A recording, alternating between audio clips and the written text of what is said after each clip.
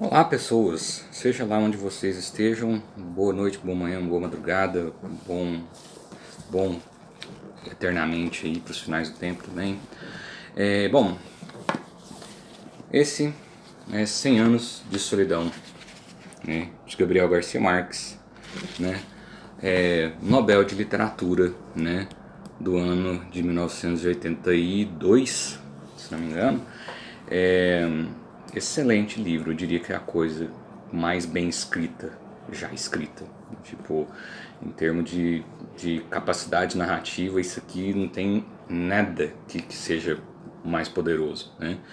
É a segunda vez que eu leio, e eu cheguei à conclusão de que a personagem mais importante da história, no fundo, não são os Buendia, e na verdade a personagem mais importante é mesmo o Melquíades, né? O Melquíades que inicia a história, né? Ele é a primeira coisa que é dita no, né? Ele começa falando do pelotão de fuzilamento, né? Mas logo após ele passa a falar sobre os imãs que o Melquíades trouxe ao povoado, né? Esse povoado ele foi essa história é muito engraçada, né? Tipo, o senso de humor do Gabriel Garcia Marques é irretocável. Essa história é o seguinte: existia, né, lá na Colômbia, um rapaz que casou com a prima. Ele casou com a prima e queria ter relações sexuais com a prima.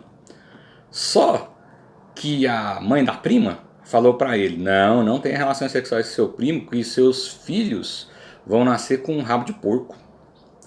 E aí a prima pegou e colocou um cinto de castidade. O primo não dava conta de fazer. E isso aí passou um ano. Um dia o primo estava feliz e contente, numa briga de galo, e o galo dele ganhou do galo adversário. E o dono do galo adversário ficou extremamente ressentido com esse negócio. E ele disse o seguinte: esse galo seu é muito macho. É bom você levar ele para resolver o problema da sua mulher lá na sua casa, né? Aí o primo, que é o José Arcádio Buendia, né, falou: eu vou te matar. E ele chegou na casa dele e falou: cara, mas como é que eu vou matar alguém se eu não tenho nenhuma arma? Ele achou uma vara de caçar porco no mato. Aí ele achou essa vara toda encebada. Ele pegou, chegou lá, tava assim, a praça, o cara tava lá. Ele jogou a vara, e a vara caiu bem no pescoço do cara. E aí o cara morreu. E aí ele chegou em casa e falou: mulher, a gente vai transar, não importa. Se nascer uma iguana, nós vamos criar uma iguana. E ninguém vai mais morrer por causa desse negócio de nascer um menino com rabo de porco. E eles começaram a ter uma vida sexual depois disso. Só que passou, sei lá, uma semana, o fantasma do cara que ele matou apareceu na casa, com a mão no pescoço, né? E com a cara triste, né? E aí esse fantasma ficou ali atormentando ele pegou e falou: você quer saber de uma coisa? Eu vou para outro lugar. E ele pegou e falou assim: eu vou conseguir achar uma linha de abastecimento dessa cidade para o mar. E aí eu vou nesse rumo aqui porque eu acho que o mar está aqui e é assim que vai ser. E ele foi. E ele levou vários amigos dele, com mulher, com criança, e foi todo mundo seguindo ele. E eles ficaram perdidos no mato durante quase 2 anos. E aí eles decidiram fundar uma cidade lá no meio do mato mesmo, porque eles não conseguiam voltar. E foi assim que começou um lugar chamado Macondo. Né? Esse lugar chamado Macondo foi fundado por esse senhor aí, que é o José Arcádio Buendia. Mas aí, quando ele estava lá em Macondo, o Melquíades passa com um conjunto de imãs. E os imãs eram uma coisa que eles nunca tinham visto antes. Então eles ficaram muito impressionados com aquilo. E aí o que aconteceu? Ele pegou e mostrou para todo mundo o imã, né? E foi aquela excitação toda. Mas o Melquíades, ele, ele não tinha só imãs para mostrar. Ele tinha mapas cartográficos extremamente antigos, ele tinha livros escritos em sânscrito, ele tinha, sei lá, papiros que provavelmente eram de Aristóteles, tipo, ele tinha uns negócios assim muito esquisitos mesmo. Pô, de onde é que ele arruma essas coisas, né? E ele era extremamente sábio, né? Ele era extremamente sábio. E aí foi assim, eles pegaram e conheceram o Melquiades, o José Arcádio Buendia, ele tinha o Melquiades como um maior amigo, né? E aí o José Arcádio ele viu o imã e ele falou, não, vou usar esse imã para tirar ouro da terra, né? E vou ficar rico. Aí o Melquiades disse pra ele, olha, isso aí não funciona para isso. Mas ele duvidou da honradez dos ciganos e pegou os imãs. Aí passou um ano, o Melquiades voltou lá com a tribo dele de novo. E aí, dessa vez, ele falou, olha, realmente não deu certo. Ele falou assim, não tem problema, você está infeliz? Vamos desfazer esse contrato e eu posso te dar alguma outra coisa que você acha interessante. Aí ele deu para ele uns mapas cartográficos e um astrolábio, e um sextante, e instrumento de navegação. E aí ele pegou e o José Arcádio Buendia ficou empolgado com aqueles instrumentos lá, e ele viu, ele pegou e calculou, um dia ele sentou na mesa e falou assim, mulher, eu tenho em augusta solenidade, ele sentou na mesa e anunciou, a Terra é redonda, eu calculei. E ele era cheio dessas coisas engraçadas, sabe? Ele fazia essas. O José Arcádio Buendia ele tinha essas empreitadas alucinadas, assim, tipo, ele ia atrás de uma coisa e saía uns resultados muito doidos das coisas que ele fazia, né? E aí ele teve 2 filhos, né? Os filhos dele, um foi virar cigano também, e foi embora com os ciganos. Aí a Úrsula, né, que era a mãe do menino que foi embora junto com os ciganos, ele foi embora porque ele engravidou um assistente de cozinha da mãe dele. Ele pegou e foi embora e a mãe dele ficou muito preocupada com aquilo e foi atrás e ela conseguiu achar a rota de Macondo com outras cidades. E aí, tipo, Macondo parou de ser um lugar que era assim, era um lugar onde é o nascimento de uma nova cidade. Então é como se fosse assim, é a civilização na sua parte mais primitiva, né? Então você pode fazer assim, um belo de um ensaio de antropologia cultural desse negócio aí. É, e eles eram, por exemplo, eles não tinham polícia, eles não tinham cartório, eles não tinham cemitério. Eles eram simplesmente um grupo de pessoas que viviam assim, totalmente livres no meio do mato, né? E justos entre si, né? Tipo, existia um contrato social ali que ele não precisou de ser escrito na forma da lei, né? Tipo, a lei como o mínimo civilizatório exigível, não precisou de nada disso. Tipo, eles simplesmente se ajeitaram por lá e a liderança do José Arcádio Buendia era o suficiente, né? Aí ele teve filhos que foi o Aureliano e acho que o José Arcádio. É, e assim, um deles virou cigano, né? E foi muito engraçado as coisas que ele fez também. Mas o vídeo é muito curto para poder colocar tudo. Mas aí eles começam, tipo, a falar José Arcádio e falar Aureliano, José Arcádio, Aureliano, e tipo, esses nomes eles vão se repetindo na medida que as crianças vão nascendo. E é lógico que ele fez isso de propósito, né? Tipo assim, ele não queria chamar um de Rodrigo, um de João e um de José. Não, ele queria chamar todo mundo de José Arcádio e chamar todo mundo de Aureliano, né? O último deles é o Aureliano Babilônia, o último deles. Na verdade ele não é o último, né? E essa é a hora que eu falo que, tipo, a personagem mais importante não são os Buendia, porque, tipo, a história é longa, é densa, é incrível, tipo, é um realismo fantástico, né? Você olha, tipo assim, ele é muito criativo, sabe? Ele é muito criativo para descrever as prostitutas, né? O velório da mãe, que era a casa do prostíbulo lá, né? Da cafetina maior, né? Ele é muito bom para descrever os impulsos da juventude, ele é muito bom para descrever a decrepitude também. Então, assim, no começo você vê uma cidade que não era quase nada, e depois essa cidade passa por uma guerra civil, né? E essa guerra civil é feita por uma pessoa que, tipo, era um ourives, que ficava fazendo peixinhos dourados, mas ele casou com uma menina de 12 anos de idade. E aí ele pegou ele casou com ela quando ela tinha. Ele se apaixonou por ela quando ela tinha 9 anos. Ele casou com ela quando ela tinha 10. E ele fez sexo com ela quando ela tinha uns 12, eu acho. E deu gêmeo. E cara, na hora que dá gêmeo, no meio do nada na Colômbia, tipo assim, num povoadozinho minúsculo, sem um hospital, essa menina teve um parto difícil. E ela morreu. E esse cara ficou muito sentido com esse negócio. E ele travou 32 guerras civis e perdeu todas. E não foi o suficiente para preencher o espaço que o vazio deixou nele, sabe? E essa é a Remédios, essa que morreu, né? E ela tinha irmãs que tinham nomes engraçados, tipo, ela era Remédios, aí tinha Socorro e tinha Amparo, e tinha umas outras tantas. E ela era mais nova, então, tipo assim, na hora que o coronel Aureliano Buendia chegou lá para escolher uma moça pra ele casar, tinha várias outras irmãs, ela era mais jovem. Eu falei, por que você não escolheu alguma das outras, né? Que eram mais velhas? E ele falou assim, não, eu apaixonei por essa. E tipo, ele pegou e ela morreu, e tipo, ele perdeu 2 filhos e a mulher ao mesmo tempo. Do tipo, depois disso ele viu que as eleições do país dele eram uma fraude e ele começou uma guerra civil por causa disso. Ele começou uma guerra civil com 32 batalhas. E ele perdeu todas. E, tipo, teve um armistício, ele tentou suicidar, não conseguiu suicidar porque o médico marcou com um carvão o lugar errado para ele dar o tiro, porque o médico não queria que ele morresse. Aí ele voltou dentro de um cobertor todo sujo de sangue e de lama, arrastado. E, tipo, esse cara aí foi um cara que quase governou a Colômbia, né?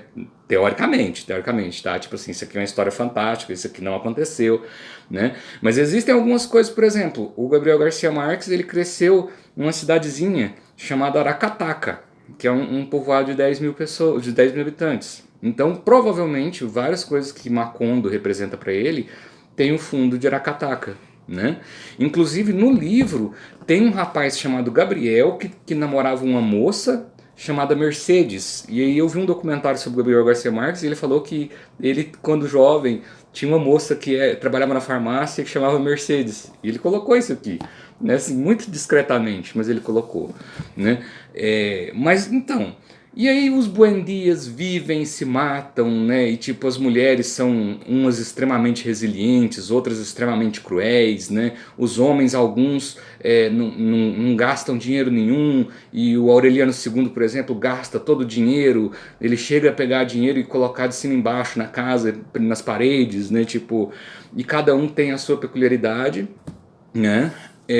Teve alguns que vão estudar pro exterior, e aí essa é a parte assim, que é a parte final, que é o que eu li ontem, né? Que é o seguinte, a Amaranta Úrsula, né, foi estudar na Bélgica, casou com um belga, né? E tava lá feliz e contente com o seu belga e voltou para Macondo. E quando ela chegou lá, o primo dela o primo dela chegou e começou a olhar para ela e falou: nossa, você tem um corpo de doninha, né? Você é flexível, leve, né? Formosa, né? E tem um ventre em forma de pera, né? E tipo, nossa, ele ficou apaixonado na prima dele, né? Que depois ele descobriu que era a tia dele, né? Mas enfim, ele pegou e até mesmo junto com o marido dela na casa, os dois começaram uma relação sexual que foi tipo, parecia um estupro no início, e aí ele foi em cima dela e foi apertando ela e ela foi escorregando e ela foi falando: ele tá aqui do lado, meu marido tá no quarto do lado, você não pode fazer isso. Mas ele foi fazendo e ela foi fazendo silêncio e ele foi fazendo silêncio, ao mesmo tempo os dois foi e aí chegou uma hora que realmente chegou uma hora e aí chegou. E aí foi bom pros dois. E aí o Gaston foi pra Bélgica numa viagem, e aí ela escreveu uma carta pra ele e falou: olha, Gaston, eu gosto de você também, mas eu amo mesmo meu primo. E aí ele voltou com a carta dizendo: não, tudo bem, você pode ficar com seu primo, não tem problema nenhum. Eu não vou me opor, eu não tenho, vou ficar aqui na Bélgica mesmo, não gostei nada de viver na Colômbia, né? E aí foi assim, né? Aí Gaston foi embora e Amaranta Úrsula sobrou com o Aureliano Babilônia, e eles tiveram uma relação sexual e várias relações sexuais, e uma relação sexual assim, nossa, ela gritava como uma gata no cio, né? E ele tinha um belo membro que colocava o centro de gravidade dela fincado no mundo, né? Tipo, eram umas coisas assim, eram uns amor muito doido, eram uns amor muito maluco mesmo. Tipo, olha, nada que eu falar vai substituir a leitura. Nada que eu falar vai substituir a leitura. É muito engraçado. Tipo assim. E aí o que aconteceu? A moça engravidou. É óbvio, né? Ela engravidou. A Amaranta Úrsula engravidou, teve um filho. E adivinha? O filho nasceu com um rabo de porco. Nasceu com o rabo de porco, o tal do rabo de porco não podia, né? Que os dois eram da mesma família e tal, e aí nasceu o rabo de porco. E ela morreu no parto. Então, aí foi a segunda vez que alguém morreu no parto, né? A Remédios morreu, mas a da Remédios foi mais trágico. Da Remédios eu chorei no dia que falei, pô, a Remédios morreu, tadinha, tipo, ela era gente boa. E tipo, quando José Arcádio Buendia ficou doido, né? E ele ficou doido porque o amigo dele, Melquíades, que já estava muito velho, foi tomar um banho no rio e morreu no rio. A correnteza carregou ele. E aí eles acharam o corpo e o José Arcádio Buendia olhava para ele e falou, não, essa pessoa é imortal. Tipo, eu me recuso a acreditar que ele esteja morto. E começou a quebrar a casa inteira, e começou a agredir as pessoas, e aí eles não tinham tratamento para doença mental nessa época. O que eles fizeram? Pegaram o José Arcádio e amarraram ele numa árvore. Era o tratamento psiquiátrico que tinha na época. E aí, voltando pro final da história, né, quando a Amaranta Úrsula morre no parto, ele que amava demais ela, né, tipo assim, o Aureliano Babilônia, né, amava ela demais da conta, ele ficou tão perdido, tão sem saber o que ele fazia, sabe? Foi aquele tanto de sangue, ela teve uma hemorragia grave, sangrou até morrer, e ele não acreditou, tipo, ele saiu andando por aí xingando a sorte e tomou uma garrafa de pinga inteira.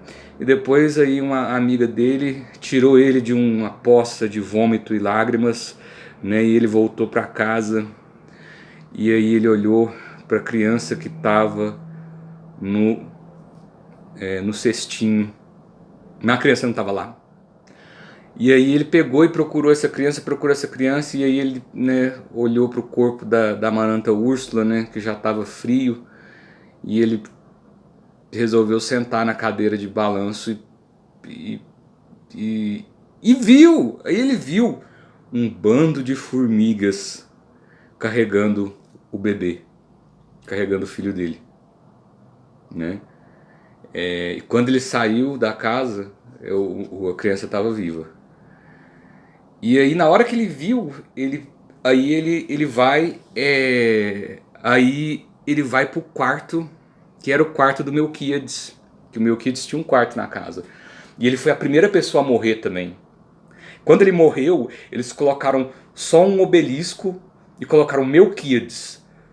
Não sabia o nome da mulher, não sabia o nome da mãe, não sabia o nome do pai, não sabia data de nascimento, não sabia a data que ele morreu, mas colocou Melquíades, mais nada. Como se ele fosse assim, atemporal mesmo, né? Como se ele tivesse uma posição que era soberana até em relação à morte, né? Tipo assim, nem a morte nem o mundo feio pode desfazer Melquíades, né? E aí ele tinha um quarto na casa dos Buendia, e nesse quarto ele deixou uns pergaminhos que ninguém conseguia entender. E aí, o Aureliano Babilônia era o único que tentou entender mais. Não, todo mundo tentou, tipo assim, mas ele escrevia em sânscrito, né? Aí eles pegaram e foram, aí ele começou a ler, né, o manuscrito, e dizia, o primeiro da linhagem será amarrado numa árvore, o último será comido pelas formigas. E aí ele começou a olhar e tipo, tinha várias páginas e ele viu a história da família dele inteira. E aí de repente ele começou a ver como é que ele ia morrer. E ele ia morrer em um furacão. E aí ele olhou e as janelas começaram a sair, as portas começaram a voar e um grande furacão passou em cima de Macondo. E aí, né, acabou-se a estirpe dos Buendias, né? Por isso que eu digo que o Melquiades é o personagem mais importante. Tipo, ele sabia a história toda de todas as pessoas da família antes de acontecer. Né? Tipo, que ele tinha poderes místicos, né? Que ele era uma pessoa, né? O fantasma dele também tem algumas atuações. Por exemplo, o quarto dele, as coisas nunca envelheciam. Né? A tinta sempre ficava fresca no tinteiro. Né? Coisas que, tipo assim, era o Melquiades, né? Bom, e aqui, né, tem o pessoal que são os notórios e memoráveis, né, da minha parede. E não podia faltar, né, bem aqui abaixo de Sócrates, né, e próximo ao Albert Einstein, nós temos a pessoa de Gabriel Garcia Marques.